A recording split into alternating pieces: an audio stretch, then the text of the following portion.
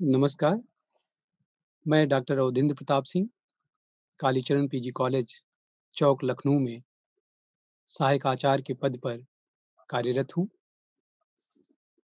प्रिय विद्यार्थियों, आज बीएचडीसी 131 के अनिवार्य पाठ्यक्रम को यहाँ पर चर्चा करने के लिए मैं उपस्थित हुआ हूँ। बीए कार्यक्रम का अनिवार्य पाठ्यक्रम हिंदी साहित्य का इतिहास है। हिंदी साहित्य का इतिहास जैसा कि नाम से ही बहुत बृहद है और ये पूरा पाठ्यक्रम आप लोगों के अ, कार्यक्रम में ये 17 इकाइयों में व्यवस्थित है। तो मैं आज की इस परिचर्चा में, इस व्याख्यान में प्रयास ये करूँगा कि ये 4 खंडों में आपका ये पूरा पाठ्यक्रम व्यवस्थित है। उनका एक सामान्य परिचय देंगे और उसके बाद खंड 1 के अंतर्गत जो इकाइयाँ हैं, आज की के व्याख्यान का मुख्य विषय खंड 1 की इकाइयों के अंतर्गत समेटने का प्रयत्न करेंगे। हिंदी साहित्य का इतिहास, ये पूरा बीए प्रथम वर्ष का पाठ्यक्रम है आपका। जैसा कि आप लोग जानते हैं कि साहित्य का जो इतिहास है, वो बहुत बृहद है और साहित्य देश-काल के भीतर जो जनता की स्थितियाँ हैं, आशा, निराशा, आकांक्षा और उनके व्यवहार का यथावत चित्रण करता है। यह एक तरह का समानांतर और सांस्कृतिक ऐतिहासिक दस्तावेज है। इसके माध्यम से हम यह जान पाते हैं कि किसी भी देश-काल विशेष में सत्ता व्यवस्था और राजनीति के इतर क्या कुछ घटित हो रहा होता है, ये उसका जीता जागता उदाहरण प्रस्तुत करता है। किसी भी समय का जो साहित्य है, उसकी जो प्रवृत्तियाँ हैं, वो स्थान विशेष के सामाजिक, आर्थिक, राजनीतिक और जन आकांक्षा के अंतर्द्वंद से निर्मित होता है। यही वह कारक हैं, जिनके परिवर्तन के साथ साहित्यिक रुझान में भी परिवर्तन दृष्टिगोचर होता है। प्रिय विद्यार्थियों, आज हमारे सामने हिंदी साहित्य के विकास और परिवर्तन का लगभग 1100 वर्षों का एक लंबा कालखंड है, जिसे जानने के लिए, समझने के लिए उसमें कि शिल्पगत क्या परिवर्तन हुआ, संवेदनात्मक और अ, रचनात्मक रूप में किस तरह से साहित्य हमारे सामने आता है, इसकी हम लोग चर्चा करेंगे। तो सर्वप्रथम मैं आपके संपूर्ण पाठ्यक्रम का एक सिंहावलोकन कराना चाहूँगा। हिंदी साहित्य के इतिहास को मुख्य रूप से खंड 1 खंड 1 को 3 इकाइयों के अंतर्गत विभक्त किया गया है और खंड 1 में मुख्य रूप से काल विभाजन इकाई 1 के अंतर्गत है और नामकरण। इसी तरह से इकाई 2 के अंतर्गत आदिकालीन काव्य धाराओं की चर्चा की गई है और इकाई 3 में भक्ति आंदोलन, परिस्थितियाँ और सामान्य विशेषताएँ हैं। इकाई 3 इकाइयों के अंतर्गत हिंदी साहित्य का आरंभ और विकास को समेटा गया है। इसी प्रकार खंड 2 में भी 4 इकाइयों के अंतर्गत इस भक्तिकालीन काव्य धारा को व्यवस्थित किया गया है। इसमें इकाई 1 के अंतर्गत संध काव्य धारा है, इकाई 2 के अंतर्गत सूफी काव्य धारा और इकाई 3 के अंतर्गत कृष्ण काव्य धारा और इसी तरह से इकाई 4 के अंतर्गत राम भक्ति काव्य धारा है। इन मुख्य रूप से 4 बिंदुओं के अंतर्गत भक्तिकालीन काव्य धारा का वर्णन किया गया है। इसी तरह से खंड 3 में रीति काव्य और आधुनिक साहित्य का आविर्भाव के विषय में बताया गया है। इसमें इकाई 8 रीति काव्य, परिस्थितियाँ और उनकी जो प्रवृत्तियाँ थीं, उस पर प्रकाश डाला गया है। इकाई 9 में रीति काव्य के जो प्रमुख कवि हुए हैं, उन पर विचार किया गया है और इकाई 10 और 11 में भारतीय युगीन साहित्य के विषय में बताया गया है। साथ ही साथ द्विवेदी युगीन साहित्य की जो प्रवृत्तियाँ हैं, द्विवेदी युगीन साहित्य का जो प्रदेय अवदान है, उनके विषय में वर्णन किया गया है। खंड 4 में आधुनिक हिंदी गद्य साहित्य का उल्लेख किया गया है। इसमें कुल 6 इकाइयाँ हैं, जिनमें इकाई 12 के अंतर्गत हिंदी कहानी का विकास 1 और अगली इकाई में हिंदी कहानी का विकास 2 का वर्णन किया गया है। इसी प्रकार इकाई 14 और 15 में उपन्यास का विकास 1 और हिंदी उपन्यास का विकास 2 के विषय में जानकारी प्राप्त होती है। इसी तरह से इकाई 18, 17 और 16 में हिंदी नाटक का विकास और हिंदी निबंध का विकास के विषय में विस्तार से बताया गया है। इस तरह से जो बीएचडी, बीएचडीसी 131 कोड का पाठ्यक्रम है, उसे कुल 17 इकाइयों में व्यवस्थित किया गया है और इन 17 इकाइयों को 4 खंडों में बाँटा गया है। आज की जो हमारी परिचर्चा है, वो मुख्य रूप से हम कोशिश करेंगे कि हिंदी साहित्य का आरंभ एवं विकास पर हम अपना व्याख्यान केंद्रित करेंगे और हिंदी साहित्य का आरंभ और विकास, इसमें कुल 3 इकाइयाँ हैं और इन 3 इकाइयों में मुख्य रूप से पहली जो इकाई है, वो काल विभाजन और नामकरण की है कि हिंदी साहित्य में काल विभाजन और नामकरण की आवश्यकता क्या है? काल विभाजन और नामकरण का आधार क्या है? हिंदी साहित्य के काल विभाजन की मुख्य समस्या क्या है? और काल विभाजन के अब तक हुए जो विभिन्न प्रयास हैं, उन पर विचार करेंगे। किसी भी साहित्य को समझने के लिए उसके काल विभाजन का निर्धारण होना आवश्यक है, इसमें कोई संदेह नहीं है। क्योंकि जब तक हम काल विभाजन जो सबसे बड़ा आधार ये है कि बिना काल विभाजन के हम उसका सुचारू रूप से अध्ययन नहीं कर सकते हैं। हम ये तय नहीं कर सकते हैं कि कौन-सा कवि किस प्रवृत्ति का है, किन प्रवृत्तियों से प्रभावित होकर उसकी रचनाएँ हमें दृष्टिगत होती हैं और उसके बाद उस कालखंड विशेष का आखिर नामकरण क्या रखा जाए। तो इन सब बातों पर विचार करने के लिए उसका नामकरण और काल विभाजन होना आवश्यक है। वस्तुतः काल विभाजन अंतिम रूप से किसी भी प्रवृत्ति के उत्थान या पतन का द्योतक नहीं हो सकता है। ये बात सच है क्योंकि साहित्य में किसी भी प्रवृत्ति की शुरुआत हिंदी इतिहास के किसी खास बिंदु पर ना होकर अचानक नहीं होती है। ये कह पाना बहुत कठिन होता है कि कोई भी प्रवृत्ति ना तो अचानक उत्पन्न होती है और ना तो अचानक समाप्त होती है। यही कारण है कि काल विभाजन में ये तय कर पाना कठिन हो जाता है कि कहाँ से हम उसका एक स्वरूप निर्धारित करें कि उसकी सीमा तय करें और समय के अध्ययन की सुविधा के लिए सबसे पहले काल विभाजन और नामकरण दोनों आवश्यक होता है। इसलिए काल विभाजन अलग-अलग तरह के साहित्यकारों ने, इतिहासकारों ने उसको अलग-अलग तरीके का अपना किया है। काल विभाजन की आवश्यकता इसीलिए इतिहास को सही ढंग से समझने के लिए ज़रूरी है। अध्ययन में एक व्यवस्था आती है, प्रवृत्तिगत परिवर्तन के कारणों के चलते ये पता चलता है कि कौन-सी विशेषताएँ किस साहित्य में कब रही हैं, इस पर इसके माध्यम से प्रकाश पड़ता है। बिना काल विभाजन के इतिहास व्यवस्थित और दिशाहीन होगा, इसलिए काल विभाजन आवश्यक है। काल विभाजन और नामकरण का कोई भी रूढ़ आधार नहीं हो सकता है। दूसरा ये भी सच उतना ही है और अलग-अलग समय में अलग-अलग स्थितियाँ निर्णायक होती हैं काल विभाजन के लिए।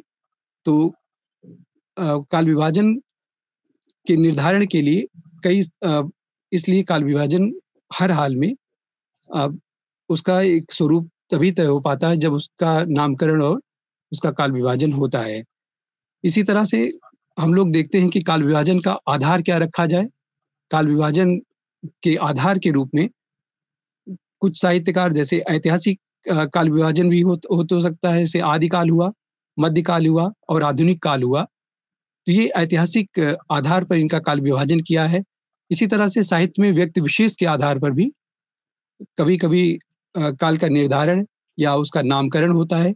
जैसे भारतेंदु युग हुआ, प्रसाद युग हुआ, प्रेमचंद युग हुआ। ये किसी साहित्यकार के पर केंद्रित इनका नामकरण और इनकी सीमाएँ या काल विभाजन इनका तय किया जाता है। इसी तरह से राष्ट्रीय, सामाजिक, सांस्कृतिक चेतना के आधार पर भी काल विभाजन और उनका नामकरण होता है। जैसे भक्ति काल हुआ, भारतेंदु युग हुआ, द्विवेदी युग हुआ।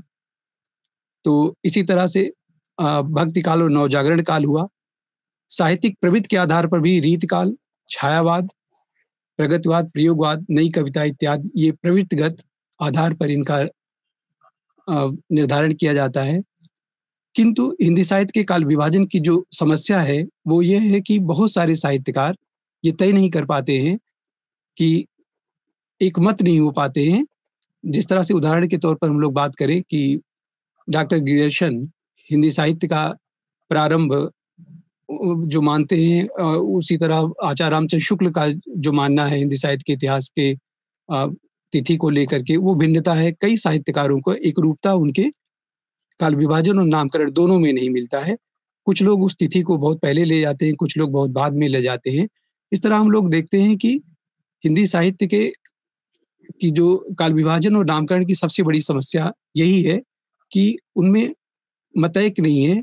अलग-अलग इतिहासकार अलग-अलग तरीके से उनको आत्मसात करते हैं, उन पर अपना दृष्टिकोण रखते हैं। तो काल विभाजन और नामकरण की प्रमुख समस्या के रूप में ये बात हमारे सामने आती है कि उनमें एक मत नहीं है, एकरूपता नहीं है। तो इसी तरह से काल विभाजन में अब तक जो प्रयास हुए हैं काल विभाजन को लेकर के, अ, उस पर एक दृष्टावलोकन हम लोग कर सकते हैं, जिससे ये बात स्पष्ट हो सकती है कि काल विभाजन अ, की के विषय में जो प्रयास किया गया है और काल विभाजन की जो समस्याएँ या आधार या आवश्यकताएँ हैं, उनको किस रूप में प्रस्तुत किया गया है। हिंदी साहित्य का जो पहला इतिहास लिखा गया था, वो फ्रेंच भाषा में लिखा गया, गारसादा तासी के द्वारा। गारसादा तासी ने इस्तवार दाला लिटरेतुर एंदुई हिंदुस्तानी नाम से हिंदी साहित्य का पहला इतिहास लिखा। इसका प्रकाशन 1839 में पहले भाग का हुआ, दूसरे भाग का प्रकाशन 1847 ईस्वी में हुआ और इसी तरह से इसका जो दूसरा संस्करण प्रकाशित हुआ, वो 1871 में हुआ।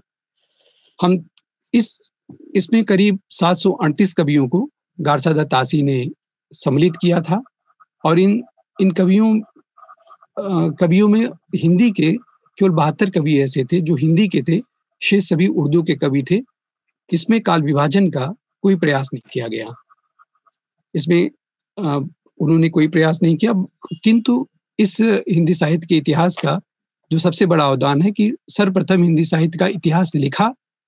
ये बात अलग है कि वो फ्रेंच भाषा में लिखा गया, किंतु उन्होंने एक अच्छा प्रयास किया और इसका हिंदी में अनुवाद भी आगे चल कर के डॉक्टर लक्ष्मी सागर वार्ष्णेय जी ने किया। 1952 ईस्वी में उन्होंने एंदुई साहित्य का इतिहास नाम से इसका अनुवाद किया। इस गारसादा तासी के बाद शिव सिंह सेंगर ने हिंदी साहित्य का इतिहास लिखने का दूसरा प्रयास किया और उन शिव सिंह सेंगर ने शिव सिंह सरोज नाम से हिंदी साहित्य का इतिहास लिखा और ये इतिहास ग्रंथ 1883 ईस्वी में उन्होंने लिखा था। इसमें भी काल विभाजन और उसके नामकरण का कोई विशेष प्रयास नहीं किया गया और इसमें करीब 838 कवियों को उन्होंने सम्मिलित किया, उनका जीवन परिचय दिया। ये इनका योगदान या इनका श्रेय हम इस रूप में केवल देख सकते हैं कि ये प्रारंभिक इतिहास ग्रंथ थे, जिनसे चल कर के आगे के साहित्यकारों ने, इतिहासकारों ने इनसे प्रेरणा ली और इनके कवियों के बारे में या साहित्यकारों के बारे में जो संकलित सामग्री थी उसका उपयोग किया। शिव सिंह सेंगर के बाद डॉक्टर जॉर्ज ग्रियर्सन पहले ऐसे साहित्यकार हैं जिन्होंने हिंदी साहित्य का काल विभाजन का पहला प्रयास किया। काल विभाजन के प्रयासों में सर्वप्रथम डॉक्टर जॉर्ज ग्रियर्सन का नाम लिया जाता है। डॉक्टर जॉर्ज ग्रियर्सन का हिंदी साहित्य का जो इतिहास था, the modern vernacular literature of Hindustan नाम से उन्होंने लिखा। The modern vernacular literature of Hindustan Asiatic Society of Bengal की एक पत्रिका के विशेषांक के रूप में सर्वप्रथम प्रकाशित हुआ। इसमें उन्होंने हिंदी साहित्य का काल विभाजन करने का प्रयास किया और ये प्रयास निम्नवत रूप में हमारे सामने आता है। उन्होंने सर्वप्रथम जो हिंदी साहित्य का आदिकाल है उसका नाम उन्होंने चारण काल दिया। तो 700 से लेकर के 1300 ईस्वी तक उन्होंने चारण काल की संज्ञा दी। इसी तरह से 15वीं शती का जो धार्मिक पुनर्जागरण था, एक नामकरण उन्होंने रखा और तीसरा उन्होंने जायसी की प्रेम कविता शीर्षक दिया।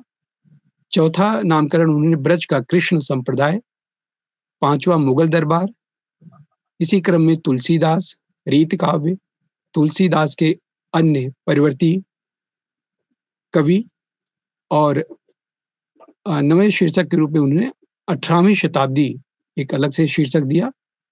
फिर कंपनी के शासन में हिंदुस्तान और अंतिम जो उनका काल विभाजन था वो महारानी विक्टोरिया के शासनकाल में हिंदुस्तान। तो इस तरह से हम लोग देखते हैं कि काल विभाजन का जो पहला प्रयास किया वो डॉक्टर जॉर्ज ग्रियर्सन ने किया और उन्होंने कम से कम साहित्य को एक सही दिशा देने का प्रयास किया, उसको व्यवस्थित तरीके से हमारे सामने लाने का प्रयास किया और किंतु इसमें भी बहुत सारी खामियाँ थीं।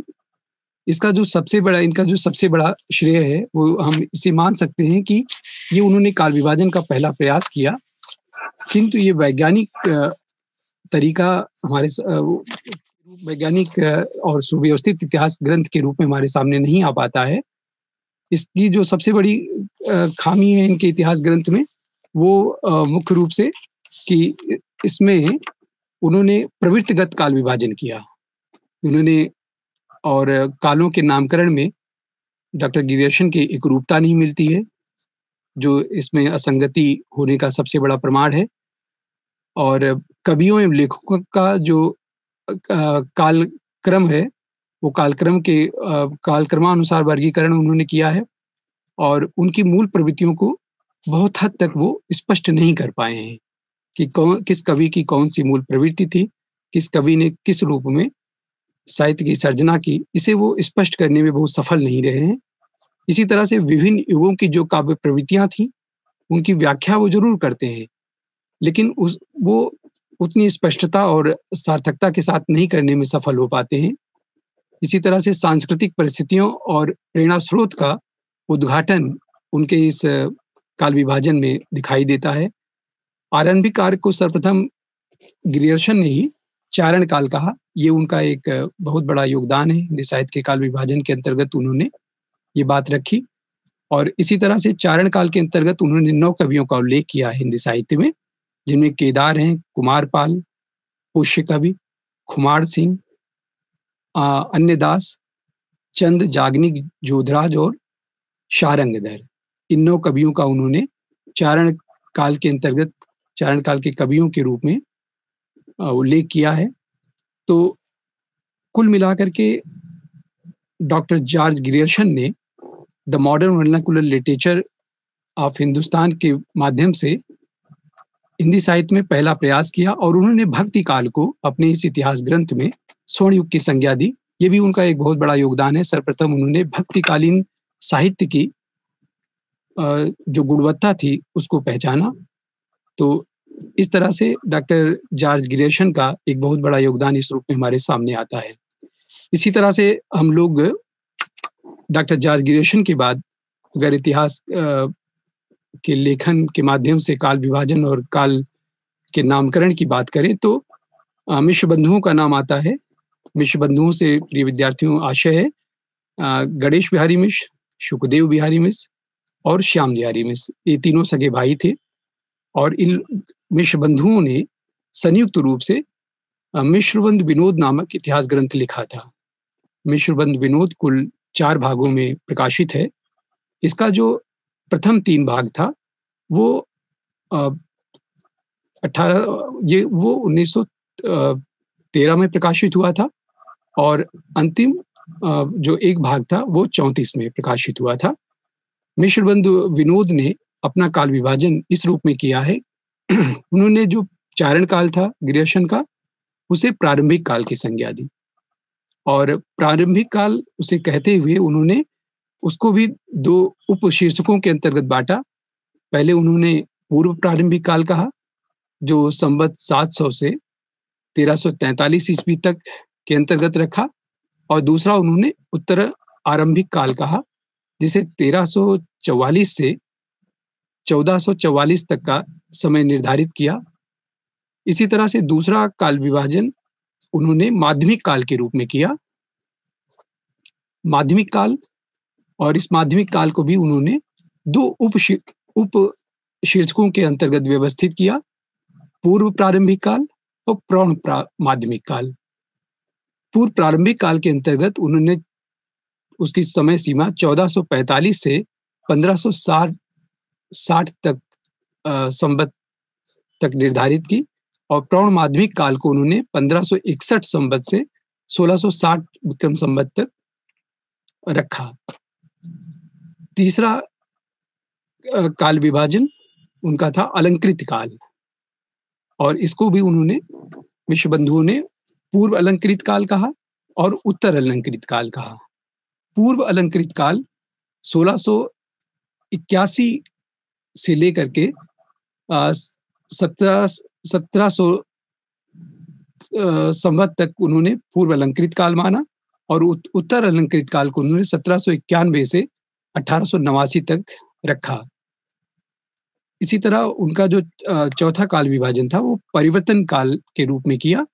परिवर्तन काल की जो समय सीमा विश्व बंधुओं ने निर्धारित की वो 1890 से 1924 विक्रम संवत तक तय किया और अंतिम काल विभाजन का शीर्षक उनका था वर्तमान काल और वर्तमान काल को उन्होंने संवत 1936 से वर्तमान तक माना। तो इस तरह से विश्व बंधुओं का ये दूसरा प्रयास था काल विभाजन का, जिसमें हम ये कह सकते हैं कि ये डॉक्टर जॉर्ज ग्रियर्सन के काल विभाजन से अधिक प्रौढ़ था और इसके बावजूद भी इसमें वैज्ञानिकता का पूर्णतः अभाव था और बहुत व्यवस्थित इसे भी हम काल विभाजन नहीं कह सकते हैं। किंतु प्रारंभिक रूप में अगर दोनों इतिहासकारों के काल विभाजन और नामकरण पर प्रकाश डालें तो निश्चित रूप से सराहनीय और प्रशंसनीय कार्य इन दोनों साहित्यकारों का रहा है। इसी तरह विश्व बंधु के बाद जो सर्वाधिक व्यवस्थित काल विभाजन और नामकरण का स्वरूप हमारे सामने आता है वो आचार्य रामचंद्र शुक्ल जी का आता है। आचार्य रामचंद्र शुक्ल के अनुसार काल विभाजन और नामकरण उन्होंने आदिकाल और वीरगाथा काल, रीत काल और गद्य काल या आधुनिक काल के रूप में किया। आचार्य रामचंद्र शुक्ल का जो हिंदी साहित्य का इतिहास था उसमें उन्होंने नामकरण और काल विभाजन का एक व्यवस्थित प्रयास किया, बहुत वैज्ञानिक आधार पर प्रयास किया और वो इतना व्यवस्थित और सराहनीय प्रयास था कि ज्यादातर आगे के इतिहासकारों ने उन्हीं का अनुकरण किया। आचार्य रामचंद्र शुक्ल का जो हिंदी साहित्य का इतिहास था वो सन 1929 ईस्वी में सर्वप्रथम प्रकाशित हुआ हिंदी साहित्य का विकास के शीर्षक के रूप में। काशी नागरी प्रचारणी सभा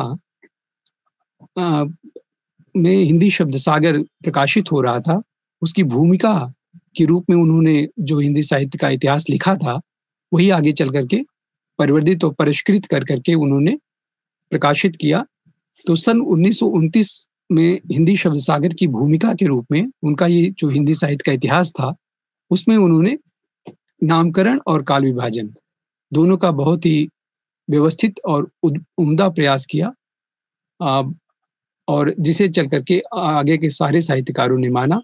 उन्होंने चारण काल या प्रारंभिक काल को वीरगाथा काल कहा। आदिकाल से उनका कोई विरोध नहीं था, अंततः उन्होंने आदिकाल को ही सर्वसम्मत से अपनी स्वीकृति दी, लेकिन एक नया नाम उन्होंने वीरगाथा काल कहा। इसी तरह से पूर्व मध्य काल को आचार्य रामचंद्र शुक्ल ने भक्ति काल नाम दिया और उत्तर मध्य काल को उन्होंने रीत काल कहा और आधुनिक काल को गद्य काल की संज्ञा दी। इसकी समय सीमा भी उन्होंने निर्धारित की। संवत 1050 से 1375 तक का समय आदिकाल के अंतर्गत रखा। संवत 1375 से 1700 तक के समय को उन्होंने पूर्व मध्यकाल कहा और 1700 से 1900 तक के समय को उन्होंने रीत काल की संज्ञा दी और 1900 से 1900 संवत 1900 से और अब तक या 1984 तक का जो समय है उसे उन्होंने गद्य काल के अंतर्गत रखा।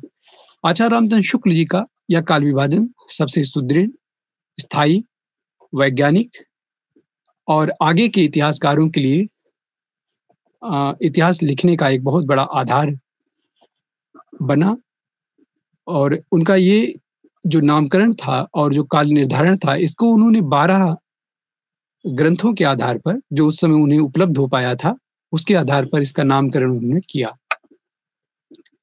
उनके 12 ग्रंथों में सबसे पहले विजयपाल रासो की बात आती है। विजयपाल रासो, जिसे नल्ल सिंह ने लिखा था, हमीर रासो, सारंगधर का और खुमार रासो, पृथ्वीराज रासो, परमाल रासो और विद्यापति की 3 कृतियाँ कीर्तिलता, कीर्तिपताका, पदावली और इसी तरह से खुसरो की पहेलियाँ, जयचंद प्रकाश भट्ट केदार की रचना है और जयमेघ जस चंद्रिका मधुकर की। तो इन ग्रंथों के आधार पर उन्होंने हिंदी साहित्य के काल विभाजन का प्रयास किया और सबसे पहले उन्होंने पहले काल को इसी आधार पे वीरगाथा काल कहा। तो वीरगाथा काल का जो नामकरण था वो इन्हीं 12 ग्रंथों के आधार पर आचार्य रामचंद्र शुक्ल ने किया था। तो आचार्य रामचंद्र शुक्ल के काल विभाजन के बाद हिंदी में एक नई परंपरा की शुरुआत हुई और आगे के ज़्यादातर साहित्यकारों ने इतिहास लेखन में उनका अनुकरण किया। डॉक्टर बच्चन जी यहाँ तक कहते हैं कि आचार्य रामचंद्र शुक्ल को छोड़कर या सिर्फ उन्हीं के अनुकरण पर इतिहास लिखना संभव नहीं है, यानी कि उनको छोड़ कर के भी इतिहास नहीं लिखा जा सकता है और पूरी तरह से उन्हीं का अनुसरण करते हुए भी लिखना उतना उपयुक्त नहीं है। तो इसमें कोई संदेह नहीं है कि काल विभाजन और नामकरण के रूप में हिंदी साहित्य का जो स्वरूप आचार्य रामचंद्र शुक्ल ने निर्धारित किया, वो बहुत वैज्ञानिक और हर तरह से सटीक है। इसी तरह से डॉक्टर रामकुमार वर्मा ने भी काल विभाजन और उसकी समय सीमा निर्धारित करने की कोशिश की। डॉक्टर रामकुमार वर्मा के अनुसार संवत 750 से 1000 संवत तक का समय उन्होंने संधिकाल के रूप में बताया और संवत 1000 से 1375 विक्रम संवत तक उन्होंने चारण काल नाम दिया और संवत 1375 से 1700 तक के समय को डॉक्टर रामकुमार वर्मा ने भक्ति काल कहा और संवत 1700 से 1900 तक के समय को उन्होंने रीत काल नाम दिया और अंतिम काल विभाजन उनका आधुनिक काल के रूप में था। संवत 1900 से आगे उन्होंने आधुनिक काल की संज्ञा दी। डॉक्टर रामकुमार वर्मा के आगे गणपत चंद्र गुप्त ने भी काल विभाजन किया। डॉक्टर गणपत चंद्र गुप्त के अनुसार सन 1184 से लेकर 1350 तक आदिकाल और पूर्व मध्यकाल, उत्तर मध्यकाल और आधुनिक काल, ये 4 नामकरण डॉक्टर गणपत चंद्र गुप्त ने दिया और समय के रूप में उन्होंने आधुनिक काल को सन 1857 से अब तक के अंतर्गत रखा और उत्तर मध्यकाल को 1600 से 1857 ईस्वी के मध्य रखा और सन 1350 से 1600 तक के समय को उन्होंने पूर्व मध्यकाल के अंतर्गत व्यवस्थित किया। गणपत चंद्र गुप्त के काल विभाजन के बाद जो और व्यवस्थित तरीके से हमारे सामने काल विभाजन का स्वरूप आता है, वो डॉक्टर नगेंद्र द्वारा जो संपादित ग्रंथ है हिंदी साहित्य का इतिहास, उसके अंतर्गत किया गया। डॉक्टर नगेंद्र ने आदिकाल को 7वीं शती के मध्य से 14वीं शती के मध्य तक माना और भक्ति काल को उन्होंने 14वीं शती के मध्य से 17वीं शती के मध्य तक निर्धारित किया। इसी तरह से रीति काल को उन्होंने 17वीं शती के मध्य से 19वीं शती के मध्य तक बताया और आधुनिक काल को उन्होंने 19वीं शती के मध्य से अब तक के बीच में रखा। तो उसके बाद आधुनिक काल के बाद उन्होंने पुनर्जागरण काल या भारतीय हिंदू, जिसे 1857 से 1900 तक के बीच में रखा। फिर उसके आगे वो जो जागरण सुधार काल की संज्ञा देते हैं, या द्विवेदी युग, जिसे 1900 से 1918 के मध्य माना गया। और फिर छायावाद को उन्होंने सन 1918 से 1938 ईस्वी के मध्य रखा। छायावादोत्तर काल में प्रगत प्रयोग काल को 1938 से लेकर के 1953 ईस्वी तक डॉक्टर नगेंद्र द्वारा संपादित हिंदी साहित्य के इतिहास ग्रंथ में रखा गया है, और उसके आगे के कालखंड को वो नवलेखन काल की संज्ञा देकर समाप्त करते हैं।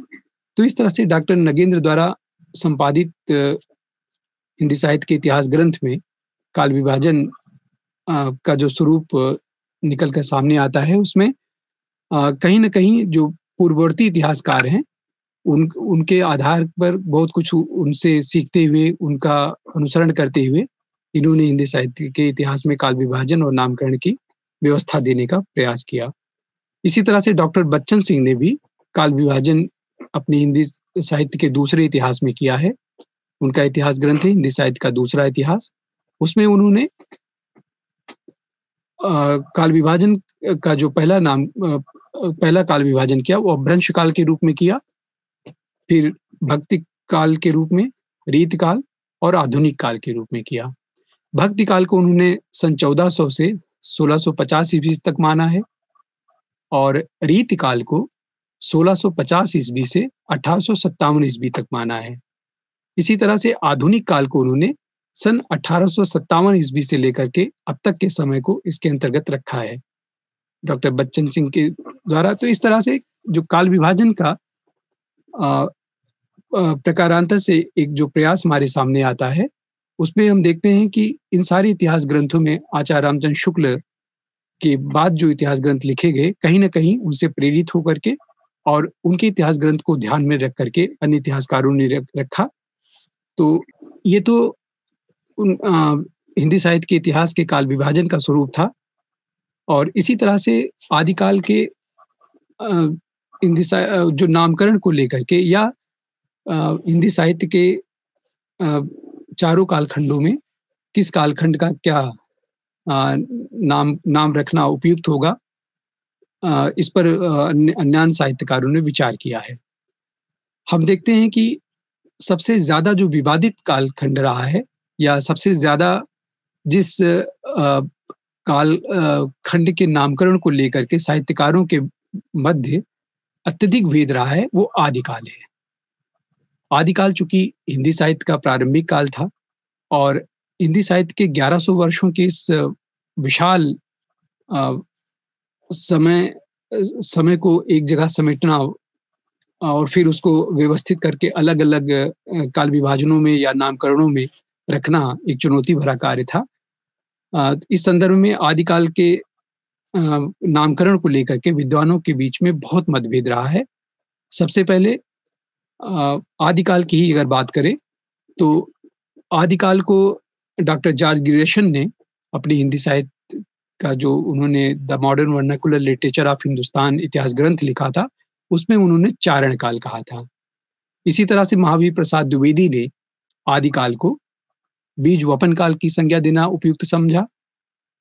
और ये पहले ही हम बता चुके हैं कि आचार्य रामचंद्र शुक्ल ने आदिकाल को वीरगाथा काल अपने 12 इतिहास ग्रंथों के आधार पर उसकी संज्ञा देने की कोशिश की थी, और मिश्र बंधुओं ने आदिकाल को ही प्रारंभिक काल कहा, और पंडित राहुल सांकृत्यायन ने आदिकाल को सिद्ध सामंत काल कहा, और आचार्य विश्वनाथ प्रसाद मिश्र ने वीर काल की संज्ञा दी।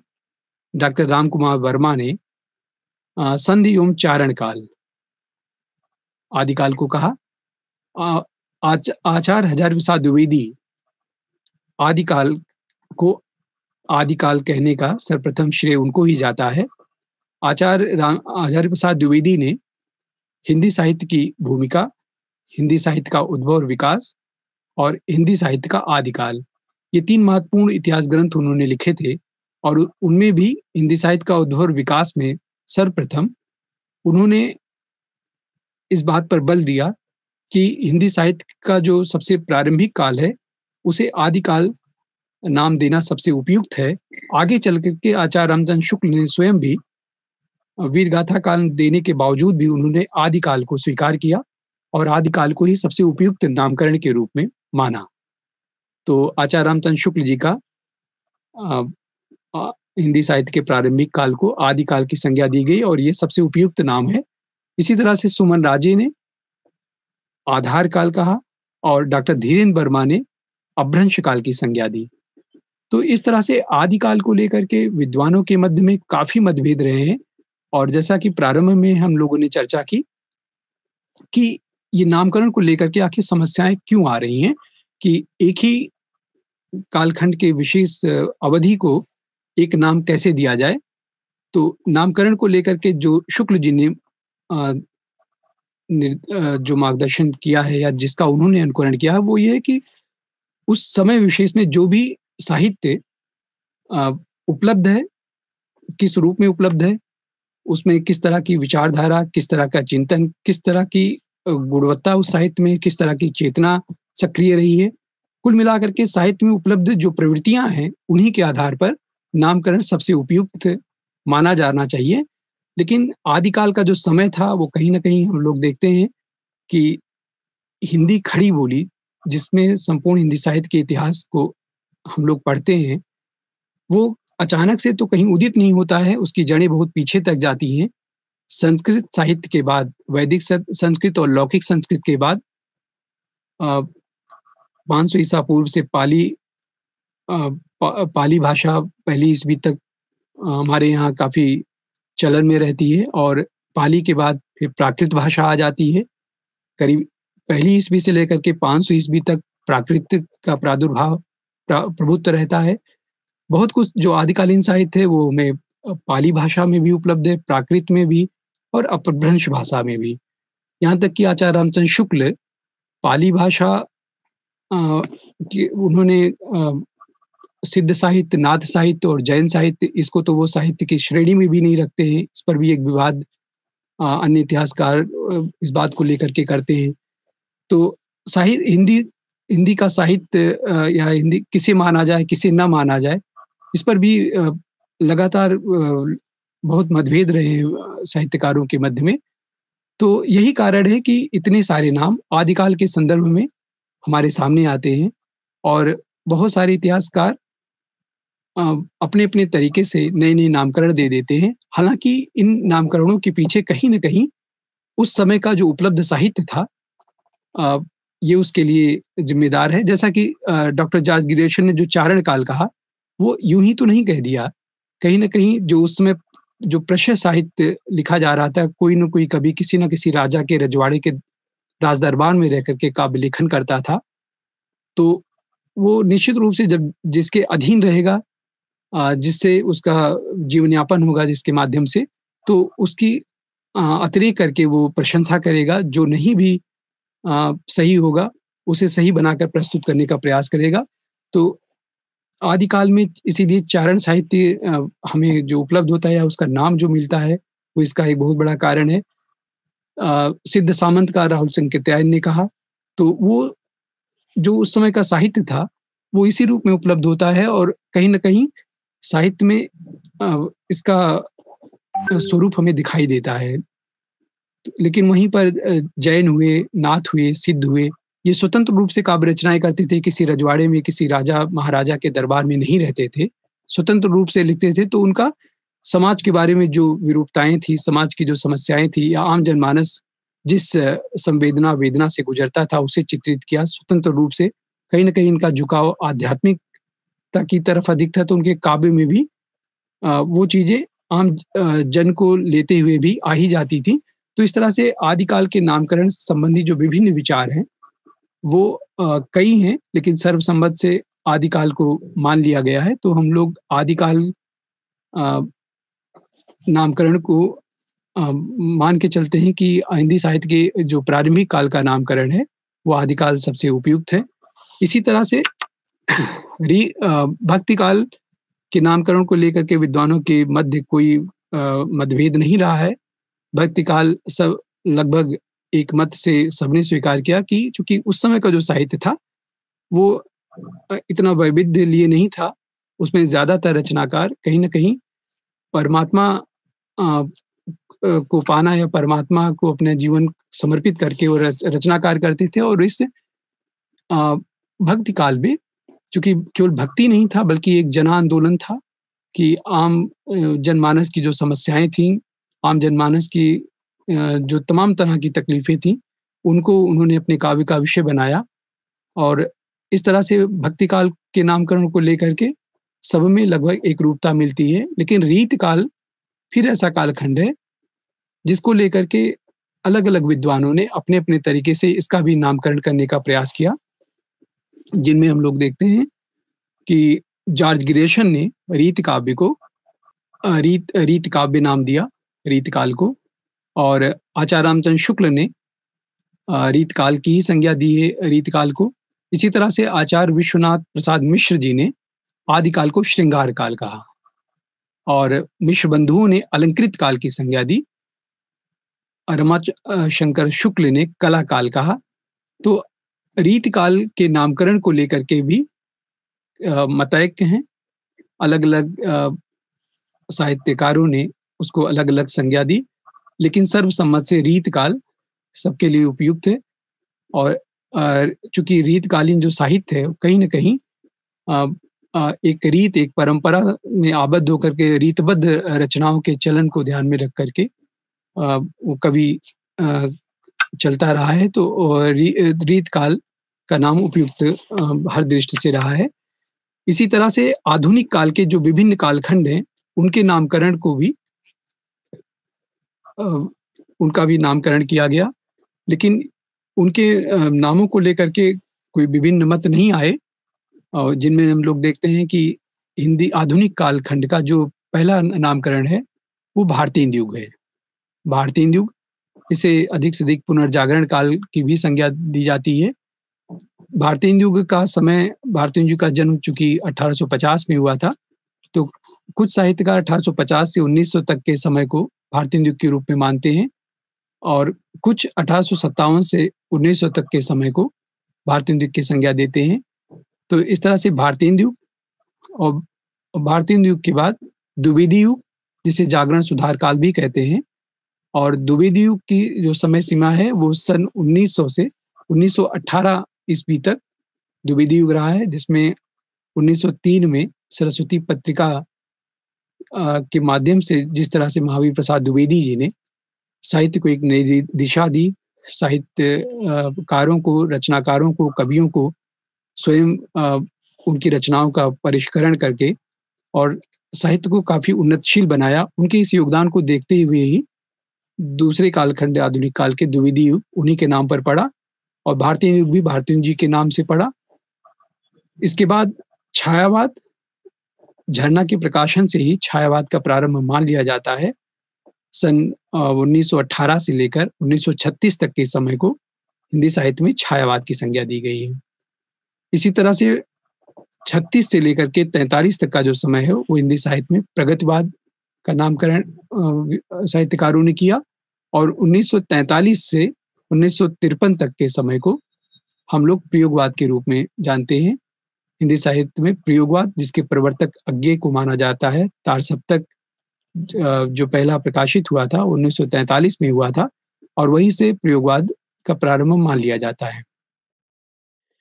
इसी तरह से नई कविता और उसके बाद प्रयोगवाद के बाद नई कविता आती है और उसका प्रारंभ 1953 से अधिकतर विद्वानों ने माना है और नई कविता करके एक पत्रिका जगदीश गुप्त जी निकालते थे और उस पत्रिका के प्रारंभ के साथ ही, प्रकाशन के साथ ही नई कविता का प्रारंभ माना गया। तो इस तरह से आधुनिक युग के विभिन्न कालखंड और उनके नामकरण इस तरह से हैं। तो इसी तरह से हम लोग देखते हैं कि हिंदी साहित्य के काल विभाजन और नामकरण को लेकर के विभिन्न विद्वानों के मध्य विभिन्न तरह के मत रहे हैं और निष्कर्ष रूप में हम कह सकते हैं कि आज जो स्वरूप बन करके हिंदी साहित्य का हमारे सामने आता है, नामकरण हो या काल विभाजन हो, वो व्यवस्थित रूप में है और हमारे विद्यार्थियों को इस इस रूप में काल विभाजन को देखना है। मानक के रूप में आचार्य रामचंद्र शुक्ल द्वारा जो काल विभाजन और नामकरण है, उसे हम लोग अपने अध्ययन में रखें और साथ ही साथ आलोचनात्मक दृष्टि से अन्य इतिहासकारों ने क्या कुछ कहा है, उस पर विचार विचार करके उसका विश्लेषण कर लें और इन सब के बारे में अपनी एक स्पष्ट अवधारणा रखें। इसी तरह से हिंदी साहित्य के आरंभ और विकास की जो दूसरी इकाई है, उसमें आदिकालीन काव्य धाराएँ हैं। आदिकालीन काव्य धाराओं में सिद्ध काव्य है, नाथ काव्य है, जैन काव्य है, रासो काव्य है और लौकिक साहित्य है। तो हम लोग देखते हैं कि आदिकालीन काव्य धाराओं में जो विविधता है साहित्य की, वो बहुत व्यापक है। एक तरफ सिद्ध साहित्य, कहीं न कहीं सिद्ध साहित्य जो बौद्ध धर्म था, उसकी वज्रयान शाखा से प्रभावित था और सरहपा को प्रथम सिद्ध माना जाता है। सिद्धों की जो संख्या थी वो 84 है और संध्या भाषा शैली का ये लोग उपयोग करते थे और जो भी समाज की विडंबनाएँ थी, विरूपताएँ थीं, उनका ये विरोध करते थे और इस तरह से सिद्ध साहित्य से प्रभावित होकर के जो अखड़ता कबीर में आती है, जो कहीं न कहीं जो हठ योग कबीर का है, वो सिद्धों से प्राप्त करते हैं। तो भक्ति काल की एक तरह से पृष्ठभूमि के रूप में जो आदिकालीन काव्य धाराएँ हैं, उसको हम देख सकते हैं। इसी तरह से नाथ साहित्य, गोरखनाथ चंद्रनाथ के शिष्य थे और उन्हें शिव का अवतार भी माना जाता है। तो उन्होंने नाथ साहित्य की स्थापना की और नाथ के साथ जैन जैन साहित्य में भी विपुल साहित्य हमें प्राप्त होता है। जैन साहित्य के रूप में आप देखते हैं कि अ, जो पौंचर्यू है, जिसे रामायण की कथा का ही उसमें अंश निहित है और स्वयंभू इसके बहुत बड़े कवि हैं अपभ्रंश भाषा के। और इसी तरह से रासो काव्य का जो साहित्य है वो तो बहुत विपुल है, जिसमें सर्वप्रथम जो हिंदी साहित्य का महाकाव्य हमारे सामने आता है, वो रासो काव्य के अंतर्गत ही है। पृथ्वीराज रासो चंद्रवरदाई ने जिसकी रचना की थी और हिंदी साहित्य का इसे प्रथम महाकाव्य माना जाता है। तो रासो काव्य के अंतर्गत ही आदिकाल के अंतर्गत ही जहाँ एक तरफ अमीर खुसरो खड़ी बोली में काव्य रचना कर रहे होते हैं और खड़ी बोली के अमीर खुसरो पहले कवि भी बनते हैं, उनका वास्तविक नाम अबुल हसन था और अ अ, उन्होंने पहेलियाँ लिखी और अ, खालिक बारी उनकी विशिष्ट रचना है, गज़लें हैं, 2 सुखने हैं। तो इस तरह से उनकी जो उपलब्ध रचनाएँ हैं, उनके माध्यम से खड़ी बोली में गज़ल लिखना या कविता लिखना, इसका प्रारंभ, इसका जो श्रेय है, वो अमीर खुसरो को जाता है। और इसी तरह से ढोला मारू रादुआ करके जो लौकिक साहित्य भी हमें अ, समृद्धशाली रूप में आदिकाल में प्राप्त होता है। तो आदिकालीन काव्य धाराओं में सिद्ध सिद्ध काव्य, नाथ काव्य, जैन और रासो लौकिक साहित्य इत्यादि के रूप में काव्य की विविध धाराएँ उस समय सक्रिय रहती हैं।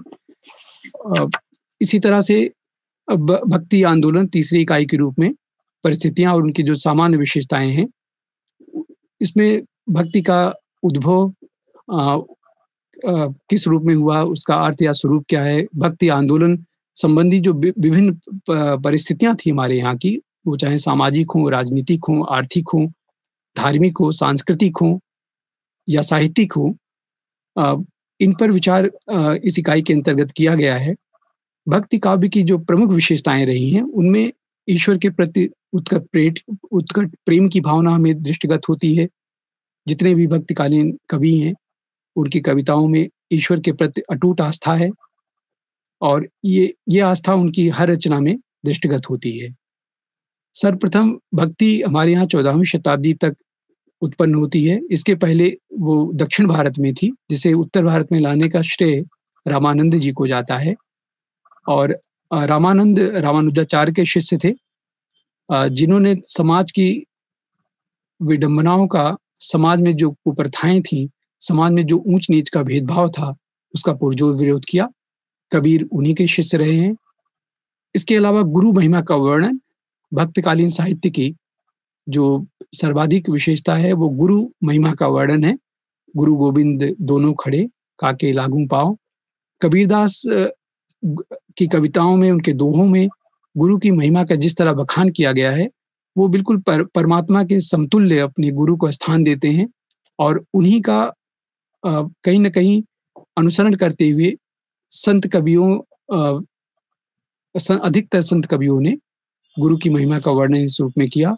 नाम स्मरण की प्रधानता रही है वक़्तकालीन साहित्य में, नाम की महिमा का स्मरण पर बल दिया है।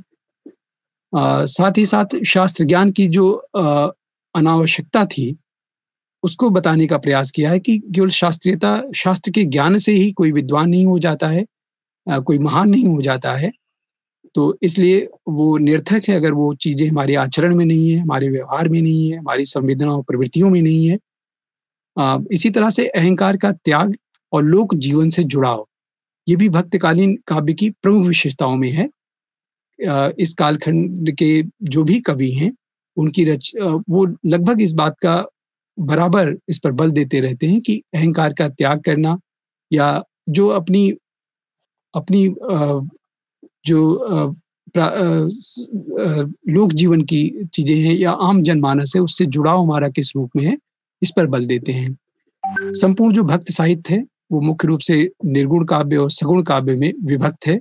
निर्गुण काव्य के अंतर्गत संत काव्य धारा और सगुण काव्य धारा की बात होती है।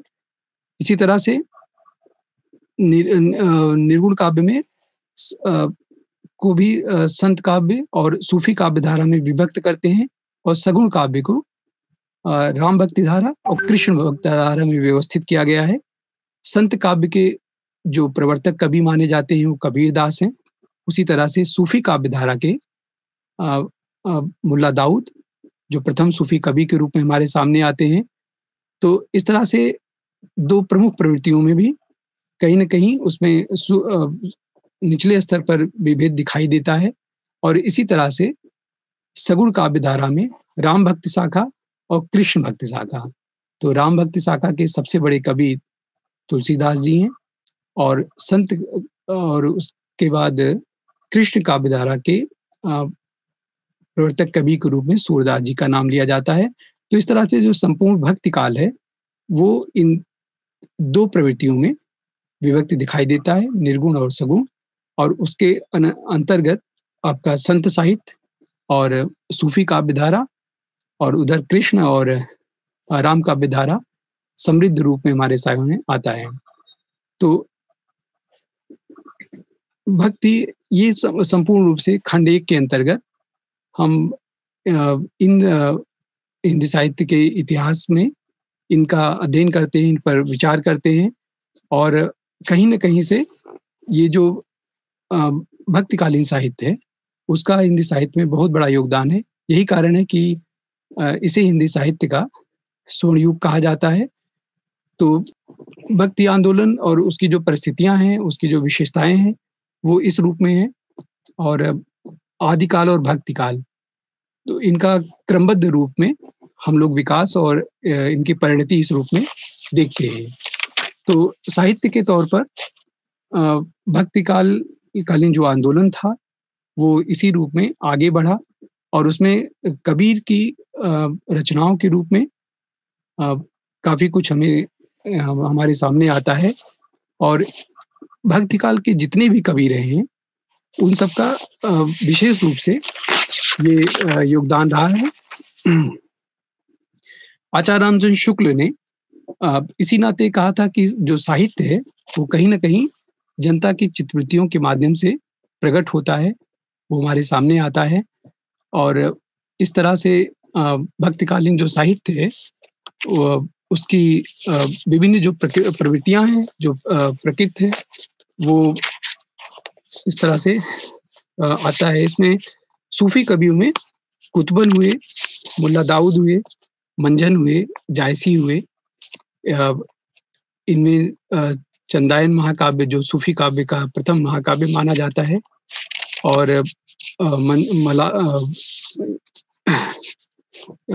हंसावली हुई, चंदायन हुआ और सत्यवती कथा, मृगावती, ये इत्यादि सूफी काव्य की प्रसिद्ध कृतियाँ हैं और इन कृतियों में कहीं न कहीं से सूफ़ी काव्य का उद्भव और उसका प्रकारांतर विकास हमें दृष्टिगत होता है और इसी तरह से कि कृतियों में कहीं न कहीं से गुरु ग्रंथ साहब में उनकी रचनाएँ संकलित हैं और उसमें उन्होंने इसका उल्लेख किया है। कबीर का की वाणी का जो मुख्य संकराव धर्मदास ने बीजक के रूप में किया था और 1464 ईस्वी में बीजक प्रकाशित हुआ था। इसके 3 भाग रामायणी और सबद और साखी के रूप में, जिसमें कबीर के बारे में उल्लेख मिलता है। रामायणी से उनका अभिप्राय था रामायण से और सबद का शाब्दिक अर्थ शब्द है और साखी साक्षी के रूप में उन्होंने व्यक्त किया है। तो कबीरदास का जो कविता कहने का था इसलिए उन्हें भाषा का डिक्टेटर आचार्य हज़ारी प्रसाद द्विवेदी जी ने कहा है और शुक्ल जी ने कबीर की जो वचनावली है उसके सबसे प्राचीन प्रति होने का उल्लेख किया है। बाबू श्याम सुंदर दास ने उनकी भाषा को पंचमेल खिचड़ी कहा है और रामचंद्र शुक्ल ने वही उन्हें सदुक्कड़ी भाषा की संज्ञा दी है और हज़ारी प्रसाद द्विवेदी जी ने उन्हें भाषा का डिक्टेटर कहा ही था। तो इस तरह से हम देखते हैं कि जितने भी भक्तकालीन कवि हैं उनमें कबीर का प्रमुख रूप से नाम हमारे सामने आता है और कबीर समाज में व्याप्त जितनी भी तरह की रूढ़ियाँ हैं, आडंबर हैं, उन जातवादी वर्णवादी जो व्यवस्थाएँ हैं उस पर वो बहुत प्रबल प्रहार करते हैं, उसका प्रबल विरोध करते हैं। तो एक तरह से जो भक्तकालीन साहित्य है वो एक जन आंदोलन के रूप में हमारे सामने आता है और इसके कवियों ने लगातार इसका चित्रण अपने काव्य में किया है। इसी के तदनंतर रैदास का नाम लिया जाता है और रैदास कबीर के बाद रैदास हुए, गुरु नानक हुए और इसमें कई सारे पंथ भी हमें इस कालखंड में दिखाई देते हैं। जैसे कबीर पंथ हुआ, सिख हुआ, उदासी पंथ हुआ या बाबा लाल जी, बावरी, सत्यनामी इत्यादि जो पंथ भी चले। तो संपूर्ण रूप से जो भक्तिकालीन साहित्य है, वो हमें इस रूप में दिखाई देता है। कहने का आशय यह है कि खंड 1 के अंतर्गत हमने देखा कि एक तरफ आदिकालीन साहित्य है जो 1050 से प्रारंभ होकर के 1375 तक के मध्य चलता है और इसमें आपके परमाल रासो हुए, चंद बरदाई हुए, परमाल रासो के लेखक जगनीक हुए या विजयपाल रासो हुए, तो दलपत विजय, तो इन सारे रचनाकारों का हम लोगों ने अध्ययन किया। उसी क्रम में काव्य की कई सारी धाराएँ जैन के रूप में जैन साहित्य, नाथ साहित्य, सिद्ध साहित्य के रूप में हमारे सामने आती हैं और इसी क्रम में भक्तिकालीन साहित्य का स्वरूप हमें दिखाई देता है। तो हमने खंड 1 के अंतर्गत मुख्य रूप से आदिकालीन साहित्य के काल विभाजन और नामकरण का आज अपने अध्यापन का केंद्र विषय बनाया और दूसरा जो प्रमुख काव्य का स्वरूप था उस पर चर्चा की, जिनमें सिद्ध, नाथ, जैन और लौकिक साहित्य का प्रारूप आता है। इसी तरह से भक्ति काल में किस तरह से भक्ति काल का दक्षिण भारत में उदय होता है और उसका उत्तर भारत में रामानंद जी उसे उत्तर भारत में ले आते हैं और इस पर अध्ययन किया। अब खंड अपने इस पहले व्याख्यान में मुख्य रूप से हम लोगों ने आदिकाल पर चर्चा की और अपने द्वितीय व्याख्यान में अब हम आगे का क्रम करेंगे। इसी के साथ बहुत-बहुत धन्यवाद। नमस्कार आपको।